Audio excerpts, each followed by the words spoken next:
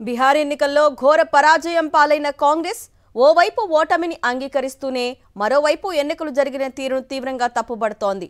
అక్రమాల వల్లే గెలవలేకపోయామని రాహుల్ గాంధీ అనగా ఈ ఎన్నికలు భారీ ఓట్ల చోరీకి నిదర్శనమని మల్లికార్జున ఖర్గే ఆరోపించారు.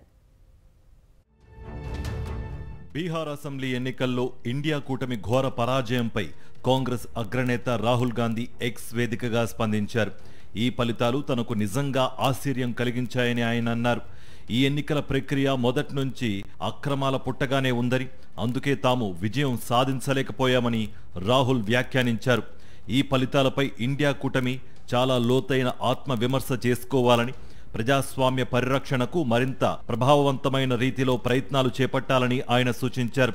ఇక ఏఐసీసీ అధ్యక్షుడు మల్లికార్జున ఖర్గే ఎవరూ ఊహించలేనంత భారీ స్థాయిలో ఓట్ల చోరీకి తాజా ఎన్నికల ఫలితాలే నిదర్శనమని వ్యాఖ్యానించారు. ఈ విధానానికి ప్రధాని మోదీ, హోంమంత్రి అమిత్ షా, ఎన్నికల కమిషన్ సృష్టికర్తలు అని ఆయన ఆరోపించారు. ఏదేమైనా బీహార్ రిజల్ట్ ఓటర్ల తీర్పుగా భావిస్తామని, గౌరవిస్తామని పేర్కొన్నారు.